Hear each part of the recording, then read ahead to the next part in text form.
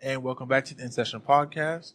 Here with me today, I have Vaughn as my co-host today. Thank you. My name's Vaughn, and today our special guest will be Kristen Smith from Trade Street Kitchen. So, Miss Smith, if you don't mind just giving us a little intro about yourself. Sure. Good morning, everyone. My name is Kristen Smith. I am a former educator. I taught high school seniors English 4, English 3, and technical writing at East Feliciana Parish. And then I also taught 6th grade here in Baton Rouge for a couple years. Since then, I was led into educator organizing, where I was responsible for leadership development, coaching, training, political campaigns between Baton Rouge and Greater New Orleans. Prior to that, I grew up in a small industrial town called Danville, Illinois. That's where my parents had relocated, where I seen the effects of gentrification, joblessness, and a lot of things that took effect on my neighborhood. And I just seen a lot of things go left with some of my friends that I grew up with, and it led me into advocacy. And so during the pandemic, I was always known as the go-to person for food reviews. I had the Yelp Elite badge, and my fiance at the time was the executive chef at the Little Village downtown. And we kind of went back to what our original plan was, and that was to open up something that worked for us. And in 2020, we launched Trade Street Kitchen, first as a mobile food truck, and now we are a food service contracting company 4.5 years later. So I dibble and dabble between the worlds of education and entrepreneurship now. Love that. And I can confirm people, their food is good. So I can confirm. Thank you. So talking about education, how did you get into the field of education? Kind of like what brought you into that field? I would say my mom, she grew up in Morganza, and so did my father, between Ennis and Morganza. But because she moved my sister and I, when I was 2 years old from Baton Rouge, she was big on teaching you your history. And my grandfather is the same way. He didn't make it past 6th grade, but I tell everyone that's my professor. That's the person who is the spearhead of our family, because education was so important to him. All of his children graduated from high school. My mom was the first one to graduate from college at Southern University. So I knew at a young age I was going to college. And there were times where I didn't want to go to college, and my mom called the cavalry, and we had interventions because 15, 16-year-old Kristen was happy working at Burger King, and you couldn't tell me that I had to do anything else. I had money in my pocket. So long story short, I got into a little bit of trouble in high school, where I was going through some things after the loss of my uncle. He got killed by a drunk driver outside of Plaquemine, and he was also a formidable figure in my life. But like I tell young people, we all go through things, and there was a time where I could have went left and could have been in jail or just down the wrong road. But I had a high school teacher, Mr. Tamimi, who was my U.S. history AP teacher. At the time, I was the only Black student in the class, and he really took his time to pour into me and said, I believe that you should go to college. You have what it takes. And I told him, no, I don't want to go. And so he called my mom. And he was like, she's great, she's awesome, but she's in class telling me, mind you, an AP course, that she doesn't want to go to college. And my mom looked at me like, I know you're crazy. This is not happening. So she took my car keys and literally sat down and had a talk with me and made me figure out what is it that you want for your life. Working for $5.15 is great now. You can buy your Jordans, you can buy your clothes, but you want to buy a house one day. These are things that I had to do. And she made me, during that winter semester of my senior year, apply for the Bill and Melinda Gates Scholarship. I didn't want to do it, but again, I wanted my keys back. So I sat down for about 3-4 days. Keys were a big thing. You could just drive around town for $5 for hours back in the day. And so I finished the scholarship. That was part of her deal. Ended up winning the scholarship. And therefore, all the barriers and obstacles of you can't afford to go, you're going now. And once I set foot on the University of Illinois campus, I found my tribe. I found my people. There were a lot of people like me who came from a working class background, and we just wanted to figure it out. And once I understood the policies, to my frustrations, I should say, there was a lot of things I went to college mad about. Why am I the only one here? I'm the only one from my neighborhood that had this opportunity. But once you sat in those education courses and policy courses, history courses, I'm like, there's a name for this. these things are redlining all these things you didn't know about. And so I vowed that I would want to go back and teach high school English or history and teach students how to be advocates and not wait till you come to college to figure it out. Nice. I love that. So I like how you spoke about how your journey of figuring out you wanted to go to college. At BRCC, we have a lot of older students who come back to school, but we also have a lot of younger students who are coming here to try and figure out what they want to pursue in school rather than going to a 4-year university, going under the debt, dropping a whole bunch of money. They want to come here first, figure out what they want to do, get their general ed classes out the way, and then go on to their 4-year universities. What would be your advice to those students about how they could kind of help with figuring out their path and help them be successful, whether it's going on to a 4-year university or going to do something else they feel more passionate about, like a trade school, something like that? Wait, so students in general, or like students, you mentioned the students that are older, or the Students in general. Okay, I'll take the students in general. I say you have to start with a vision. I think when most people ask me, what is it that you want to do, or where do you see yourself in 5 years? There's a reason behind that madness. So if you have a desire or you're thinking about going to school, I always ask for what purpose. Even if you don't have it all the way mapped out, like, why would you want to go to school? Is it because you want to build a network? Is it because you want to explore a certain topic? Is it because it's mandatory for the field that you want to go in? And I start with something I learned in teaching. You start with the end in mind. So for a young person, I would say, really take the time to say, by the time I graduate from this institution, BRCC, what is different in my life? What value add did BRCC or any institution give to me that I can walk away with? I don't think you have to have it all figured out, but you have to know when all the noise is gone and it's just you in those 4 walls or you by yourself, what makes you happy? Whether it's welding, pipe fitting, whether it's becoming a teacher, or you want to own your own business. I tell young people all the time, people tell you, oh, you got to go to this school or that school. You have to go to whatever it is that is going to give you the skills and requirements. I have friends, along with myself, we have multiple degrees, and we're still out here going to school, getting certifications and whatnot. But you have to kind of have a roadmap for your life. And if you don't know what's next behind that roadmap, you have resources. Even when you think you don't have resources, I always tell young people, I look at their screen time. Average 12 hours you've been on here in this little box, and you mean to tell me you can't Google like any other information outside of Instagram, TikTok to see what is it that you need for whatever it is that you want to do. So if I want to keep it simple, have a vision for what you want in your life, and then the rest will follow. But you got to start and know, without everybody else chiming in, what is it that you want to do, and how can this school help you get to reach those goals? Yes. I like what you just said there on managing your screen time. My question is for you, Kristen, is that what was difficult, managing the classroom or managing the business? How was that transition from like being a former educator now to this entrepreneur? The question about, I'm triggered because I used to always have to take my students' phones all the time. But I would say today, what's harder is managing people, managing adults. When I had my 4 walls, I had a system, a framework. I knew what the United States Department of Education wanted my students to learn. I knew what the Louisiana Department of Education wanted my students to learn. And I knew what values and skill sets I was bringing to my students to help them learn.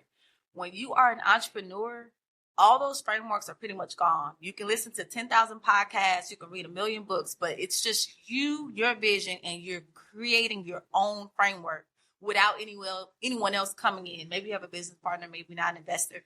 But when it's just me and my fiance, we now have to create the rubric because we don't have anyone else creating the framework for us. And then we're constantly like bringing our values into what we want to do. So it's 10,000 times harder. I will say teaching is going to always be the hardest job I've ever done, because when you really care about young people, you pour your heart and soul into them and you want them to win. And in entrepreneurship, as much as I have to help myself win, like I have to turn into intrinsic motivation to keep going. And that's something I learned in the classroom. The same way I would coach my students to keep going. This homework is hard.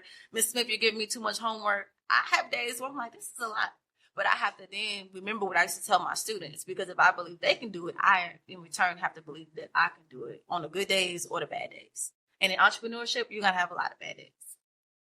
Right. So you spoke about how your experience from the classroom, what you took from that and put into your business. We have a lot of business students at BRCC. So what would be some advice you'd have for them as they try and like path out how what they're learning in the classroom can be carried on into the actual world of business themselves? For any business student, college student, business student, anyone that aspires to be in business, pay attention to what you're learning. You're going to have people say, oh, it doesn't apply until you get out in the field. Always, take the time while you're sitting still, especially in college, to absorb as much knowledge as you can. You're already paying for it, scholarship or not, you're paying for this knowledge. From there, tap into your network. You're building a network. If I'm sitting in a business class, and I've never taken a formal business class, but if I'm sitting in a class with 12, 15 individuals, this person next to me could be my first investor or my next customer. Or if they're doing marketing and I'm doing this, like there's ways that you can build across from the people that you're with. I think they call it horizontal networking as a professional term. But I think so many people look up where they don't think about the people across from them. Where's this person going to be in 5 years? This might be someone that could change the trajectory of my life and my company. So one, like stay absorbed in the knowledge, spend time in the library, follow people on social media that are doing what you want to do, learn from their mistakes, learn from their successes, network internally on your campus and network outside of the campus. If there's something going on at Southern, you should be there. If there's something going on at LSU, you should be there, and vice versa, because these are your clientele or potential clientele. Right. I think that's really important for a lot of people, considering while we're going through school, a lot of things that we lose sight of is how can what we're learning in the classroom be applied to real life? Because we see professors and we're like, oh, they just teach us this, teach us that. It's hard to lose sight of how that can be actually applied in the real world. So I'm really glad you said that. One thing I want to know is, what did you learn? What was like your hardest learning curve when it came from transitioning from an educator to being an entrepreneur? I don't think anything prepared me. I was pushed into entrepreneurship. I'll say this. I was a safety Sally or whatever they used to call me. Like, I liked my routine.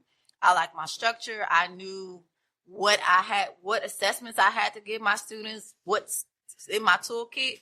And when that was stripped away, having to rebuild a toolkit for yourself is so much harder than me coaching someone else to do it, because it's me. And so I'd say mindset and like the fear of failure. When I was a teacher, I only feared that if I didn't show up and I didn't give my all that day, one student may not have gotten what they needed from me. So it was more like a guilt type of thing.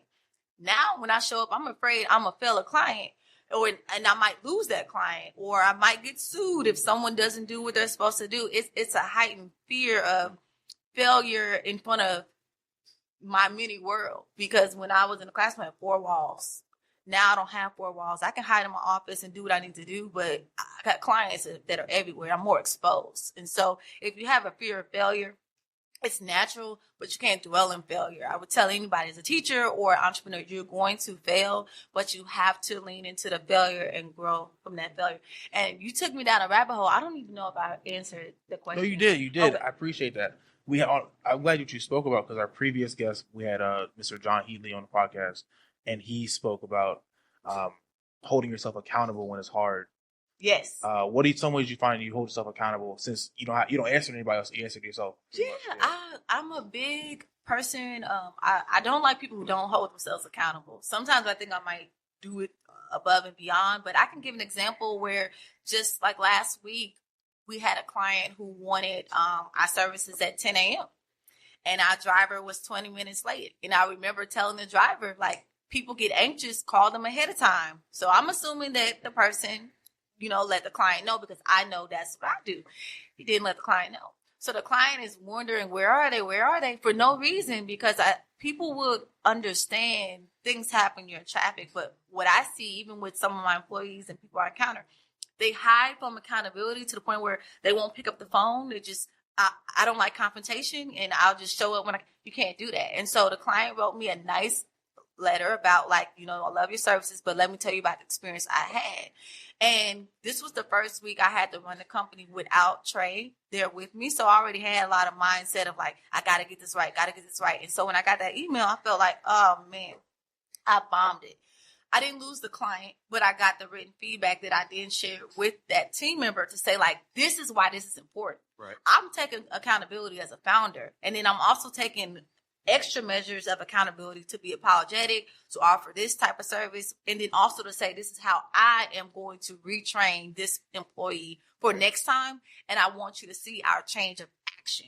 Because I am a Black woman in business. And as you know, like you don't have that many opportunities to fail without people, like, they're not going to give you so much grace. And this was a client that we had a great partnership with. So if I don't take accountability as the co-head of the ship, I can't expect my teammates or my employees to take accountability. But I am noticing a shift with certain personalities where people will not take accountability. And so in the future, as I plan to hire more employees, I want to issue out more of the skill set assessments, because there's a particular prototype or profile of an employee that I know I need.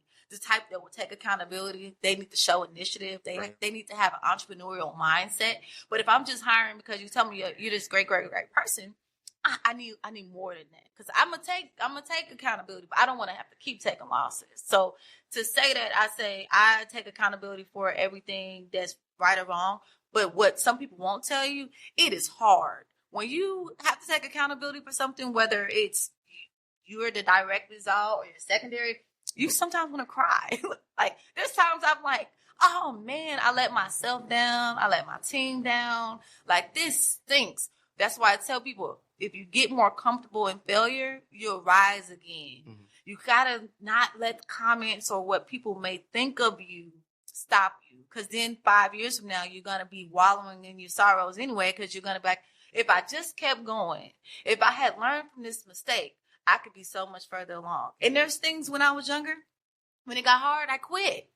And even, people would talk about quiet quitting, or I'm putting my 2 weeks notice. I look back, I'm like, it really wasn't that hard. I just didn't want to face the challenge that was in front of me. So you talk about something that I want to touch on, is that you talk about your ability to not be afraid to fail and not be, not just sit back and take the safe options. As colleges, we often feel like this is like the safe path. It's the most reliable path. Get your college degree, go on to a 4-year university, go on to a job, and kind of just pattern your life out like that. What would you say to students who, instead of taking that safe path to college, maybe they want to chase something that's a bit more niche? What was your recommendations to them, and how would you recommend they chase their dreams in like a safe way or get over that fear of failure? Yeah. I feel like we live in a polarizing environment where you could take any topic and someone's going to say it's safe and this is risky. What is safe about getting student loans if you don't have money to pay for college to go? There's nothing safe about that. Like, in my generation, I graduated the first time in 2010, then in 2012 and 13. I have a lot of friends that have 6 figures of debt. I don't think they would sit here and be like, I took the safe route. No, I'm risky because now maybe I can't afford a home. So when people say that, I think they're pushing people into another box to say, you're on this safe route. I took this career route and I'm better than you, which is what I used to argue as a teacher and as an organizer. I think when we think about K through 12 education, we separate students so early that you're on this career track or you're on this college track when it should be interwoven. By the time you graduate from 12th grade, I'm a firm believer that you should have enough skills and knowledge to decide that I can go college or I can go entrepreneur or I can go career. But why is it polarizing that it has to be black and white? We live in the gray. I went to college. I'm supposed to be, if all things were true, I'm supposed to be a college professor in front of you. And I very well may still become that in the future. But my journey, my detours are going to look different because of the choices that I made. So you have to be sure in your own choices and not be left to the devices of everyone else's opinion. I'm a college grad. I pushed college or some form of education. I tell people, whether it's formally or informally, because I've witnessed my grandfather have more money than all of us with a 6th grade education and pushed us. but he still has more money in financial literacy. If he was here today on the podcast, he'll say, you got money in your pocket? How are you saving your money? You have to be fine with your choices, and you have to be a continuous learner. If you're in college now, the learning doesn't stop.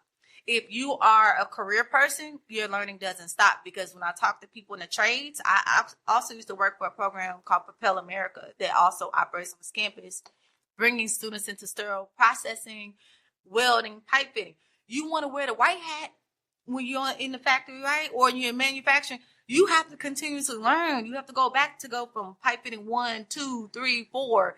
It's education. You have to read books. You have to consume yourself with knowledge. I know a lot of college graduates who are dead broke, and I know a lot of them that make money, but the difference between those that can pivot in this economy are those that are continuous learners. So get your education somehow, some way. But if someone told me college was safe, I'm triggered, because that's 6-7 years of my life that I spent and I invested in for a better purpose, and it's still with me to this day. And if you are a career person, my stepdad, my father, they took risks too. And some of them went back for certificates. I think we're all going to be taking certificates, classes for the next foreseeable future anyway. So. Right. I like that. I like what you just said on how you have to go out, get more certificates, and be more literate about any subject matter that you're dealing with. My question is that what are the habits that you would tell young entrepreneurs or young college students to break early before it's too late, before they're stuck in that cycle on, like you just said, you have friends who have six figures and is in debt. You have friends who make six figures or not in debt. What are some habits that you can point out and say, I want you to break these before it's too late, so you can be bendable, so you can basically follow the flow and not get stuck? I'd say first, know thyself. Who are you? Like, we live in a world where I see a lot of young people adapt to what's trendy or adapt to their algorithm. Like, who are you as a person outside of all the noise? What are your values? What do you value? What are your non-negotiables? In business, there's times you're going to want to say yes. The figure may look great, but most of my mistakes have been because I said a yes when my gut said no, or I tried to give a favor when I shouldn't have, and then that client expected the moon and the stars, and you were only giving me grass level, but I wanted to, like, no. So know your values. And procrastination, I think, procrastination, I could argue, be tied to a lot of things: insecurity, fear, but don't procrastinate. If you know you have this burning desire in your heart, or you have this company that you want to launch, I've heard of people getting funding by just pitching someone, not in an elevator, but next to them on an airplane ride. If you're not comfortable in your business venture to the point where you can talk about it out loud, you're not ready. Mm-hmm. You have to talk to people. You have to network. And I would also tell young people, branch outside of your comfort zone. If you're still talking to the same people all the time about the same things, you have to get in rooms where you're not the smartest person in the room, because then how can you grow? Most of my mentors are 50, 60 years old, and like, some of them don't look like me. Some of them are older white males, or older white ladies, or even we're diverse. And so if I stayed in my same niche, in my same corner, I was talking to the same people and I wasn't getting any growth. So young people have to be comfortable being uncomfortable, being okay failing out loud. I call it to my peers. I say, it's okay to be seen trying. I go through periods where I show people I'm seen trying. They'll tell me, oh, you're doing so great. Yeah, but they don't see the days where if you're a lady, you just look crazy because you just have to get up and keep going. Like, I'm being seen trying. And that's okay. A lot of people like to hide. No, you can't hide in entrepreneurship. You're going to always be exposed, whether that's for good or bad. I like that. I really, really do.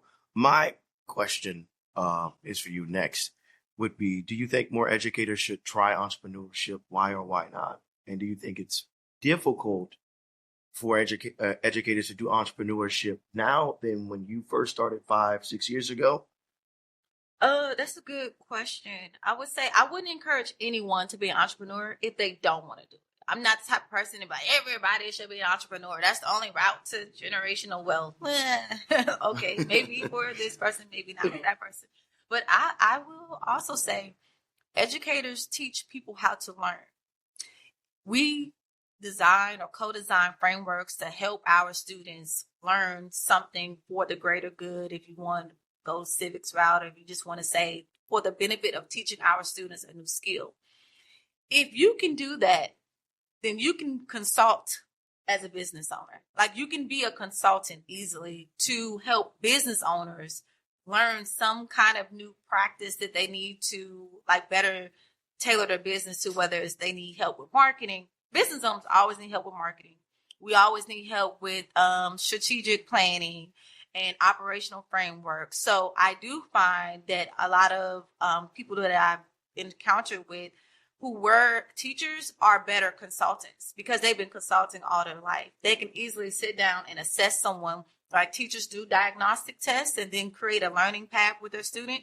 They can do the same thing with an adult who's running a business or who's launching a nonprofit or whatnot. To your second point about, is it easier?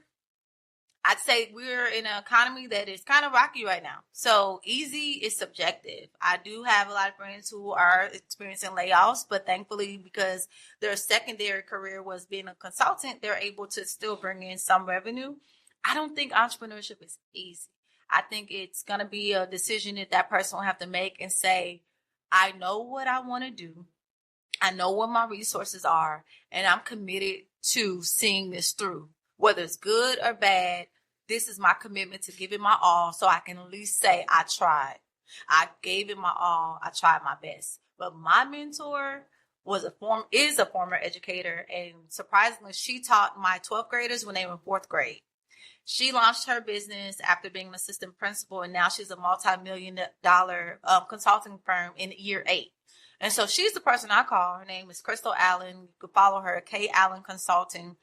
Her story was one where she was phenomenal in a classroom, but encountered adults, which is usually why most teachers leave anyway, that were just not open to her presence, because some people do shine brightly and some people don't like that. And so her story was having to leave the classroom under force.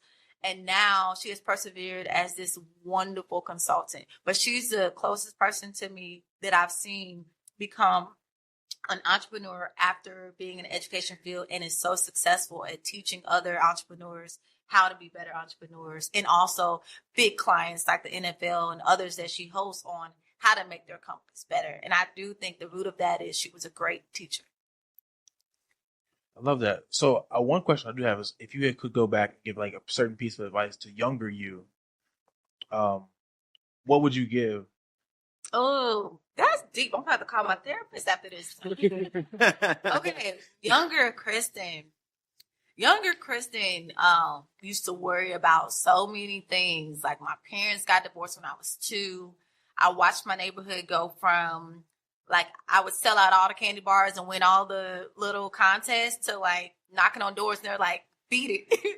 Because the neighborhood changed so quickly. I felt like I lost a lot of friends at an early age, so I carried a lot of survivor's guilt where it strangled me to where I know now I could look back and say I wasn't living my best potential because I was so worried about why me. Although I had a mother who was an advocate, college grad, but we're in the middle of Midwest America, and I couldn't understand why I'm the only girl in this class and why I'm riding a school bus with all my friends, but when we go into the same doorway, I don't see them until PE or lunchtime. If someone could have shook me then and said, because you deserve to be in these spaces, and although your friends may be tracked and all these other, you deserve to be here, I would not have had a lot of guilt that strangled me. And I would have been able to like really like go 110% in the things that I was doing. So, and those are the things I still tell myself. Everyone who knows me, they're like, oh, Kristen, you don't have anything to worry about. Kristen is still gonna worry. Right. That's just me. Vaughn has seen me in my worried state, and everybody's like, but I'm better now at managing it. And what I try to do now is the same thing I was doing with my students. You're worried about something because you aren't putting in action to circumvent whatever it is, whatever obstacle. You should be worried about this test that I'm going to put out in front of you because you know my tests are hard. So if you didn't study, then you're going to have a hard time. And so now in business, if I worry about something, I then go into strategic mode and say, well, what can I control? What can't I control? And if I'm giving my best at the end of the night, that's all I can say, and give it the rest to the Lord and try to survive another day. I like that. I really, really do. Let's kind of switch gears just a tad bit to the business side, just a little bit. My next question is, how do you stay grounded in a competitive market in business, especially you do catering? There's a lot of caterers around you. How do you stay grounded, and how do your customers see you as number one than someone else? Ooh, okay. Yes, catering is a very tough market. And how do I stay grounded? It's a day by day thing. Like, I have my days where, like, it might be the smallest win, like getting another client today, and like knowing that your business is growing because people are reaching out to you because they had you at this place or they seen this. That's enough to keep going. But in reality, you got to keep getting business to stay in business. What grounds me is the satisfaction of the customers, the clients, and me being happy when something is going well. Like if we're doing Taco Tuesday today, if someone comes and buys some birria tacos today and they enjoy their tacos, we did something right. That is what sustains me. But it is very hard, I say, in the business I'm in. Is one, I didn't grow up here, but I was born here. And then my chef, Bay, it didn't grow up here either. And if you know Baton Rouge, if you know our city, it's a close knit. So sometimes I don't have that person be like, my cousin cater. You know, I get that all the time. Like, my auntie cater. Y'all too high. Everybody, somebody cater. To be fair, that's true. My grandmother was the best cook I knew. So everybody does cater, but what your cousin is going to charge you for your baby shower, for your graduation event, it's going to be different from what I charge because, one, they don't have overhead. Right. They're not, 9 times out of 10, they don't have an LLC.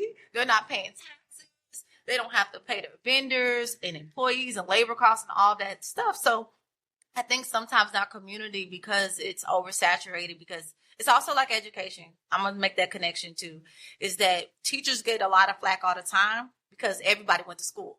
Even if you didn't go to school, you were supposed to go to school. So then everybody's an expert on what should be happening in the classroom because they remember being a little boy or girl in the classroom. But you're not in those trainings. You're not looking at the policies. You're not looking at the constraints. And the same thing with catering. And so what keeps me grounded there is the more I can deliver a good product, the more clients that will come that will help substantiate our business and give us credence that our value add is justifiable by our price. Because you may have a cousin that cater, and I can say, well, I can't meet that price and hope to work with you in the future.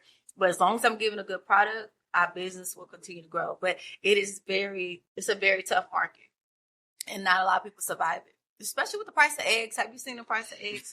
That's not I actually forgot it was Taco Tuesday, so y'all will be seeing me eat the tacos. Moving on to our last segment, our final bell. All right, now it's time for our final bell. My question for you is, if you could go back to when you used to teach high school seniors, given the changes that have happened over years, how would you change how you teach them now versus how you used to teach them? Ooh, of course. I was using hindsight back then of like, like this is what's next. But if I could go back now, I would care less about them saying, Miss Smith, where you think you from? You from Harvard or somewhere? You too hard. No, I'm going to be even harder because as I used to warn them is that life does get hard. Adulting is hard. The easiest thing you have right now is being a student. The only job you have right now is to be a student. Lean into that. Don't make it more complicated than it has to be. Get the knowledge that you need so that you can continuously build on that knowledge down the road. And so 100%, if I could go back, I still talk to a lot of my students daily, weekly. I always told them no matter what, you can always reach out to me. So I try to be available as best I can. But I would tell them, like, you're going to have more challenges. Like, I don't care if someone tells you differently, they're lying.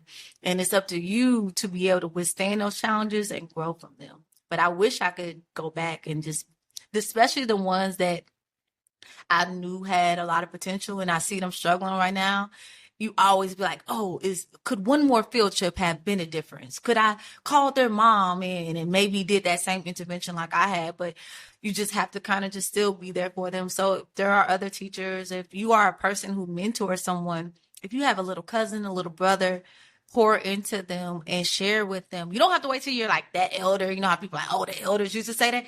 We're elders in someone's eyes. I'm 37 and I'm an elder. I'm a TT.